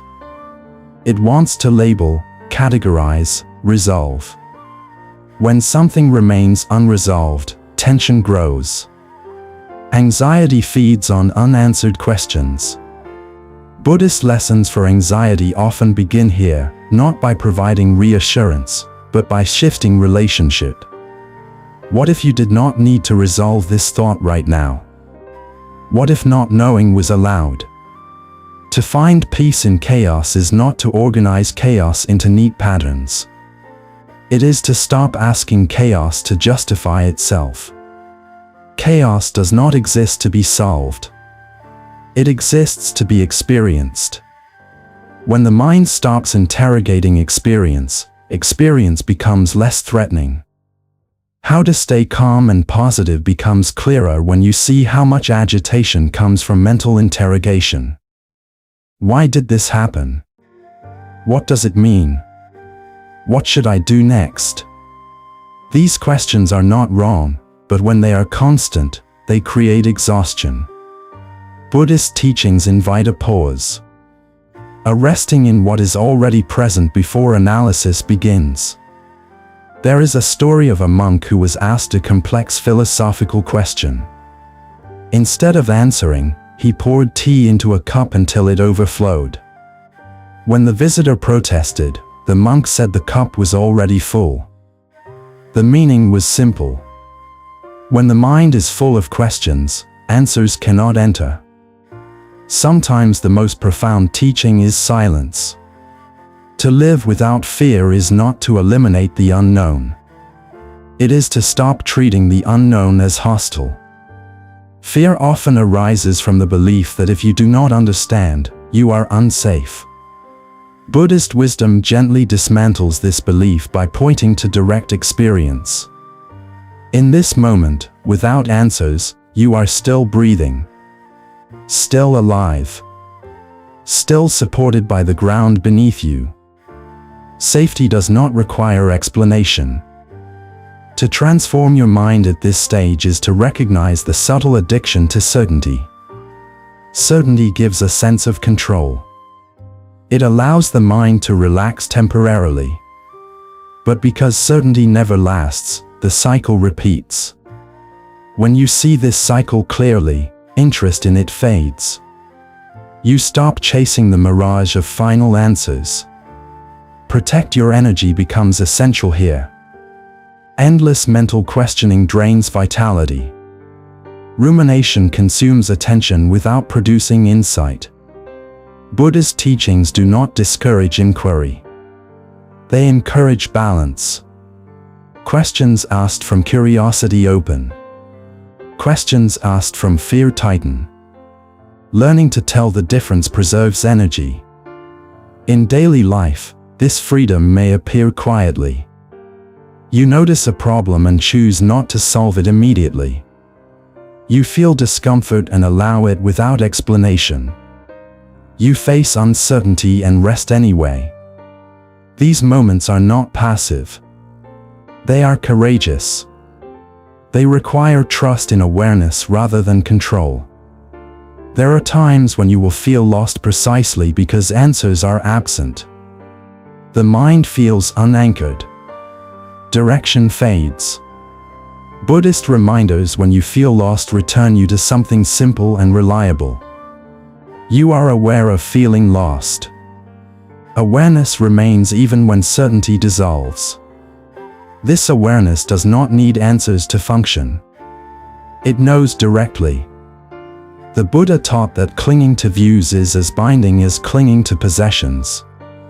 Opinions, beliefs, explanations can become prisons when held too tightly. When you loosen your grip, flexibility returns. You can listen without defending. You can learn without needing to be right. You can change without fear of collapse. As understanding deepens, something surprising happens. Insight begins to arrive uninvited. Not as conceptual answers, but as shifts in perception. You see a situation differently. You respond with more patience. You notice less reactivity. These insights cannot be forced. They emerge when the mind is spacious. The freedom of not needing answers does not mean rejecting wisdom or study. It means recognizing their proper place. Study informs. Practice transforms. Presence liberates. When these are aligned, learning becomes embodied rather than intellectual. In the quiet of evening, when questions often surface most strongly, notice how the body responds when you stop trying to answer them. The breath deepens. The shoulders soften. The mind rests. This rest is not ignorance. It is wisdom recognizing its own limits. Ancient Buddhist teachings point to this rest not as an endpoint, but as a foundation. From here, action becomes clearer. Decisions arise naturally when they are needed. You no longer push for resolution prematurely. You wait. And in waiting, clarity often finds you. If this reflection speaks to you, if this sense of freedom resonates in your own experience, this is a moment to stay connected. You may choose to subscribe to Daily Dharma Listening, to like this reflection, or to share it with someone who is exhausted from searching for answers. In doing so, you are not offering conclusions. You are offering permission to rest. Life will continue to ask questions. Situations will remain complex. Not everything will make sense. Yet within this, something steady develops. A confidence not based on explanation, but on presence. A calm that does not depend on certainty. A freedom born from understanding that you do not need to know everything to live fully. And as this freedom settles, the mind becomes lighter. Curiosity replaces fear. Openness replaces tension. You move through the world not as someone waiting for answers, but as someone available to life as it unfolds. In this availability, the deepest teachings of Buddhism reveal themselves, quietly, directly, without words. Part 11. Meeting yourself without defense. There comes a time when the mind no longer argues loudly, but a subtler resistance remains. It appears not as fear or anxiety, but as distance. You observe your thoughts, notice your emotions, practice awareness, yet something stays guarded. There is a sense of watching from behind a wall. Ancient Buddhist teachings recognize this stage with great precision. They show that the final layer of suffering is not chaos or confusion, but the habit of defending against oneself. From early life, defense becomes survival. You learn to hide parts of yourself that were misunderstood. You protect against disappointment by lowering expectation. You shield against pain by numbing sensitivity. Over time, these defenses harden into identity. Buddhism for beginners may focus first on calming the mind, but Buddhist wisdom eventually turns toward a deeper invitation to meet yourself without armor. Defense always implies threat. Somewhere inside, there is a belief that if you are fully seen, something bad will happen. Rejection, loss, overwhelm. Yet the Buddha observed that much suffering continues not because pain is unbearable, but because we refuse to feel it directly. Defense prolongs discomfort by keeping it unresolved. Awareness, by contrast, allows completion. To find peace in chaos at this level is not about managing external conditions. It is about allowing internal experience to arise without resistance. When sadness appears, do you tense against it? When joy appears, do you brace for its loss? When anger appears, do you judge yourself for feeling it? Each of these reactions creates distance. Buddha's teachings gently invite closeness instead. How to stay calm and positive here does not involve cultivating pleasant states. It involves honesty. Calm arises when nothing inside is being pushed away. Positivity emerges naturally when energy is no longer spent on self-rejection. The mind relaxes when it realizes it no longer has to maintain an image. To live without fear, in this sense, is to stop fearing your own experience. Fear often masks vulnerability. When vulnerability is allowed, fear loses its purpose. Buddhist lessons for anxiety at this depth do not seek to reassure the mind. They encourage the heart to open to what is already present. Imagine sitting quietly and noticing a familiar discomfort. Perhaps a sense of inadequacy. Perhaps grief. Perhaps a subtle loneliness. The old habit is to explain it away, distract from it, or improve it. But what if you simply allowed it to be felt? Without story. Without analysis. Just sensation and awareness. Buddhist wisdom suggests that what is fully felt does not linger. It completes its cycle. To transform your mind here is to shift from observation to intimacy. You are no longer merely watching thoughts pass. You are allowing emotions to move through without interruption. This requires courage. Defense feels safer because it maintains distance. Presence requires trust. Protect your energy at this stage means protecting it from fragmentation. Every defense divides attention. Part of you feels, another part monitors, judges, or suppresses. This division is exhausting. When defenses soften, energy consolidates. You feel more whole, even when experience is difficult. In relationships, this inner openness changes everything. You listen without preparing replies. You speak without hiding behind roles. You allow silence without discomfort. Others may sense this openness and respond differently. Or they may not. The practice is not about outcome. It is about integrity. There are moments when meeting yourself without defense feels overwhelming. Old memories surface. Unprocessed feelings arise. Buddhist reminders when you feel lost become grounding anchors. You are here. You are breathing. Awareness remains steady even when content intensifies. You are not required to process everything at once.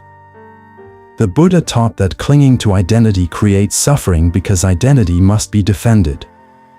When identity loosens, defense becomes unnecessary. You no longer need to prove or protect who you are. You respond as needed, moment by moment. As days pass, you may notice subtle shifts. Emotional responses become cleaner, less layered. Sadness is sad without being tragic. Joy is joyful without being anxious. Anger arises and passes without leaving residue. These changes are not dramatic. They are stabilizing. In quiet moments, you might sense a deeper ease. Not because everything is resolved, but because nothing is being resisted. This ease is not indifference. It is acceptance without resignation. Life continues to present challenges, but you meet them without withdrawing from yourself. Ancient Buddhist teachings lead here not as an endpoint, but as a deepening. Calm becomes embodied. Awareness becomes intimate. You no longer practice presence as a technique. You live it as a relationship with experience. Meeting yourself without defense is not a one-time event. Defenses may return under stress. When they do, awareness notices without judgment. You soften again. Each softening strengthens trust. In the evening, when the day quiets, notice how it feels to rest without guarding. Thoughts may arise. Feelings may linger. Yet there is less tension around them. Sleep comes not as escape, but as natural rest. The path continues to unfold. Not toward perfection, but toward wholeness. Not away from humanity, but deeper into it. And in this depth, something profound reveals itself. You are never required to defend your existence. You are only asked to meet it. Part 12. Letting life move through you. There is a subtle shift that happens after defenses soften. Life no longer feels like something happening to you, nor something you must manage from a distance. It begins to feel like a current moving through you. Sensations arise. Emotions form and dissolve. Thoughts appear and fade. And instead of bracing against this movement or trying to direct it, you begin to allow it. Ancient Buddhist teachings describe this not as passivity, but as alignment with the way things already are. Much of suffering comes from contraction. The body tightens. The mind narrows. Attention fixates. This contraction is often unconscious, a reflex learned over time. It appears when control feels threatened. It appears when vulnerability emerges. Buddhism for beginners often focuses on noticing this contraction, but Buddhist wisdom goes further. It invites release. Not through effort, but through trust. Imagine standing in water that flows around your legs. If you resist, the current presses harder. If you soften, the water passes without strain. Life behaves in the same way. Experiences move whether you allow them or not. Resistance creates friction. Allowing creates flow. The Buddha observed that clinging and aversion are two sides of the same tension. Both interrupt the natural movement of experience. To find peace in chaos at this stage is not about organizing life. It is about letting life express itself without constant interference. Chaos feels overwhelming when you try to stand outside of it, judging, predicting, controlling. When you let it move through awareness, it loses its sharpness. Movement becomes sensation. Sensation becomes information. Information no longer threatens. How to stay calm and positive here does not involve maintaining a particular state. Calm arises when you stop interrupting what is already unfolding. Positivity appears when energy is no longer trapped in resistance. You do not force openness. You notice when you are closing and gently stop. To live without fear in this sense is to trust the intelligence of awareness. Fear arises when the mind believes it must oversee everything. When you recognize that awareness does not need to manage experience to know it, fear relaxes. You feel what you feel. You think what you think. And yet, something larger holds it all. To transform your mind here is to shift from doing to allowing. This can feel unfamiliar, even unsettling. The mind equates effort with safety. Allowing can feel like loss of control. Buddhist teachings meet this fear by inviting direct observation. When you allow experience, does awareness disappear? Or does it become clearer? Protect your energy at this stage means protecting the natural rhythm of experience. When you interrupt feelings repeatedly, they accumulate. When you allow them to move, they complete themselves. Energy once bound in suppression or analysis becomes available for living. In daily life, this might look like letting a wave of emotion pass without narrating it. Feeling irritation arise and fall without acting on it. Allowing joy to appear without anticipating its end. Each of these moments strengthens trust in flow. There are times when letting life move through you brings unexpected intensity. Emotions you have avoided may surface. Sensations may feel stronger. Buddhist reminders when you feel lost are grounding here. Awareness is still present. The body is still breathing.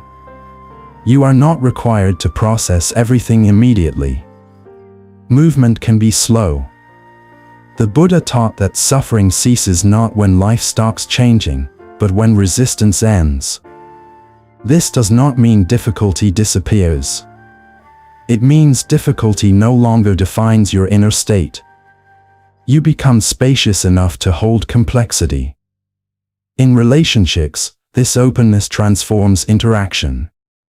You listen without filtering everything through self-protection. You speak without rehearsing outcomes. You allow others to be as they are without trying to manage their experience. Connection deepens when control relaxes. As days unfold, you may notice a growing ease. Not constant comfort, but fluidity. Situations resolve themselves more often when not forced. Decisions clarify when allowed time. The mind learns that not every movement requires intervention. In the quiet of evening, when the day's impressions settle, you may sense this flow most clearly. Thoughts drift. Sensations soften. There is less effort in being. Sleep arrives not as escape, but as continuation of the same movement. Ancient Buddhist teachings point to this stage as a natural unfolding, not an achievement. You have not reached a higher state. You have stopped blocking what was always moving. Life does not need your permission to flow. It only asks that you stop standing in the way. Letting life move through you does not mean abandoning discernment. When action is needed, it arises naturally. When rest is needed, it becomes obvious. You respond from presence rather than pressure. This responsiveness is quiet, but precise. Over time, trust deepens. You no longer brace against the next moment. You meet it. Whatever it brings. Joy, sorrow, clarity, confusion. All of it moves. And you remain. The path continues, not as effortful striving, but as participation. You are no longer carrying life. Life is carrying itself through awareness. And in this realization, a profound simplicity emerges. Nothing to hold. Nothing to push away. Just this moment, moving freely, exactly as it is. Part 13. The courage to remain open.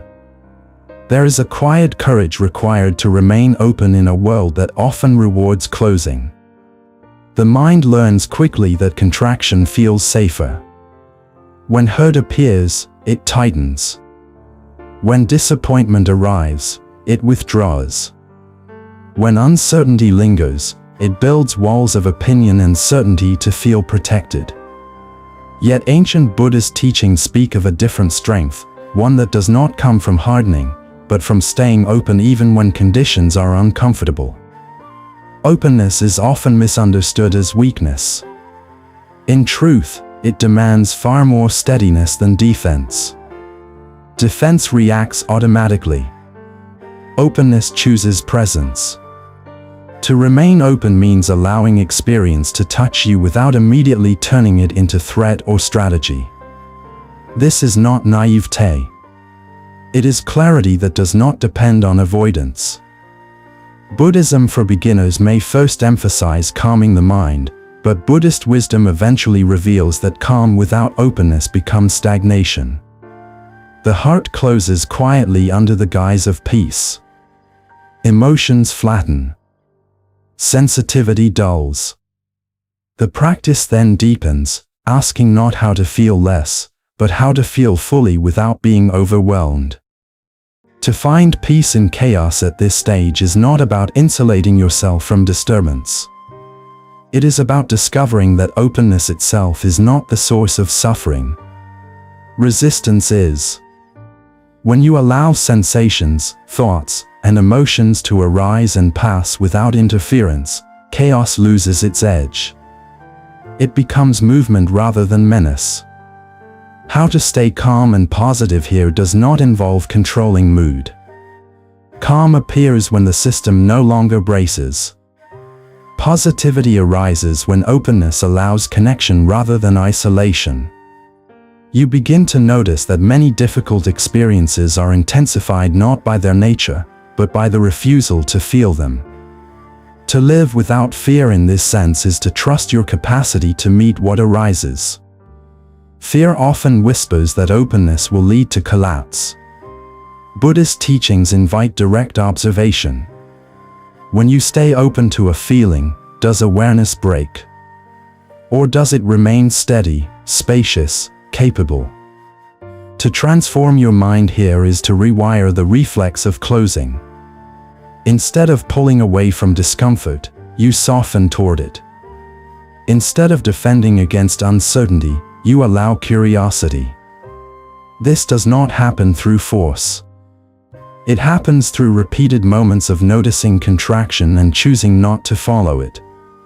Protect your energy at this level means protecting openness from habitual shutdown.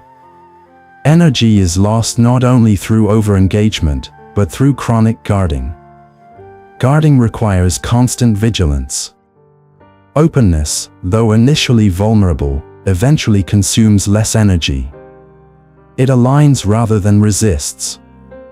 In daily life, openness may appear in small ways. You notice irritation and allow it without suppressing or expressing it impulsively. You hear criticism and listen without immediate defense. You feel sadness and let it move without turning it into a story. These moments build confidence. You see that openness does not destroy you. It reveals you. There are times when openness brings intensity. Emotions feel sharper. Sensations feel stronger. This can feel disorienting. Buddhist reminders when you feel lost anchor you again. You are aware. Awareness is stable. You are not required to interpret everything you feel. Feeling alone is enough. The Buddha taught that clinging to comfort creates suffering because comfort cannot be guaranteed. Openness accepts this truth. It does not demand that experience be pleasant. It allows experience to be complete. In this allowance, paradoxically, ease increases. In relationships, openness transforms communication. You speak honestly without aggression. You listen without rehearsing defenses. Silence becomes less threatening. Connection deepens not because everyone agrees, but because no one is hiding. As time passes, openness becomes less dramatic. It stops feeling like a risk and begins to feel like home. You no longer calculate every interaction. You respond naturally. Boundaries still exist, but they arise from clarity rather than fear. In moments of rest, you may notice a quiet warmth. Not excitement. Not pleasure. A simple sense of being available. This availability is not to others alone. It is to yourself. You no longer turn away from your own experience. Ancient Buddhist teachings guide practitioners here gently. They do not praise openness as an achievement. They recognize it as the natural state uncovered when resistance fades. The heart does not need to be trained to open. It needs permission to stop closing. Life will continue to present challenges. Loss will occur. Change will arrive without warning. Openness does not prevent pain. It prevents bitterness. It allows pain to move rather than calcify. This movement preserves tenderness. Remaining open is an ongoing practice. Some days it feels effortless. Other days it feels fragile. When openness collapses into defense, awareness notices. You begin again. Each return strengthens trust. As night falls, openness often reveals itself most clearly. Without the demands of action, you feel the subtle flow of experience. Thoughts drift. Sensations soften. The heart rests without guarding. In this rest, something profound becomes evident. You do not need to close to be safe. Awareness itself is enough. The path continues not toward invulnerability, but toward intimacy with life. And in this intimacy, courage quietly grows. Not the courage to conquer, but the courage to remain open, to meet each moment without armor, to trust that awareness can hold whatever comes. There is no dramatic ending to this path. No final door that opens onto permanent clarity. No moment where life stops asking questions or presenting challenges. The ending, if it can be called that, is far quieter. It feels like arriving at a place you did not know you were searching for, only to realize you have been here all along. After all the letting go, the observing, the softening, the courage to remain open, and the willingness to stand gently in your own truth, something settles. Not as a new state, but as a recognition. Awareness has never left. Peace has never been absent. It was only obscured by effort, by resistance, by the belief that something more was required. Ancient Buddhist teachings often conclude not with instruction, but with silence. This silence is not emptiness. It is fullness without commentary. The Buddha did not offer a final answer to life. He offered a way to see clearly enough that the need for final answers dissolves. Buddhism for beginners may begin with techniques, ideas, and reflections, but Buddhist wisdom ultimately returns you to something simpler than any method. Presence. The capacity to be here without grasping, without pushing away, without needing to become someone else. To find peace in chaos, you no longer need to reorganize the chaos. You recognize that chaos moves on the surface while something steady remains underneath. Thoughts rise and fall. Emotions pass through. Circumstances change. Yet awareness remains unchanged, quietly witnessing it all. How to stay calm and positive no longer feels like a question demanding effort. Calm arises when you stop interfering with the moment. Positivity is no longer forced optimism, but a natural openness that comes from not being at war with experience. Even difficult moments carry a quiet dignity when met without resistance. To live without fear does not mean fear never visits.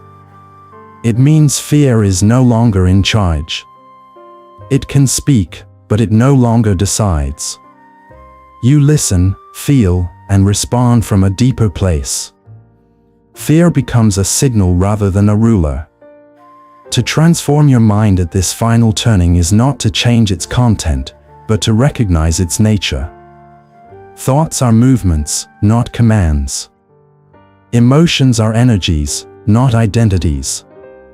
The mind becomes lighter when it is no longer mistaken for the whole of who you are. Protect your energy now happens effortlessly. You no longer waste energy on internal battles. You notice when something drains you and you adjust without drama. You engage where engagement is genuine. You rest where rest is needed. Life finds its rhythm again. There may still be moments when you feel lost. Even now. Even after everything. Buddhist reminders when you feel lost return to the same simple truth they always have. You are aware. Awareness is here. This is enough to begin again. The Buddha never promised a life free from pain. He offered freedom from unnecessary suffering. That freedom does not remove tears, loss, or uncertainty. It removes the added weight of resistance, self-judgment, and fear-driven striving. In daily life, this freedom looks ordinary. You wake up. You eat. You work. You relate. You rest. The difference is subtle but profound. You are not rushing to arrive somewhere else. You are not postponing peace until conditions improve. You live from the understanding that this moment is already complete. As the day ends and night arrives, the body knows how to let go. Breathing slows. Muscles soften. Thoughts drift. You do not have to force rest. It comes when effort stops. Sleep is not an escape, but a continuation of trust. This is the quiet ending the path points toward. Not enlightenment as spectacle, but intimacy with life as it is. Not certainty, but ease with uncertainty. Not control, but participation. And if these reflections have accompanied you gently, if walking this path together has offered you moments of steadiness, clarity, or rest, you may choose to stay connected. You may subscribe to daily Dharma listening, like this reflection, or share it with someone who is searching not for answers, but for peace. In doing so, you are not spreading doctrine. You are offering presence. The teachings do not end here. They continue in each breath, each pause, each moment you choose awareness over reaction. There is nothing more you need to add. Nothing you need to become. Rest here. In what has always been here.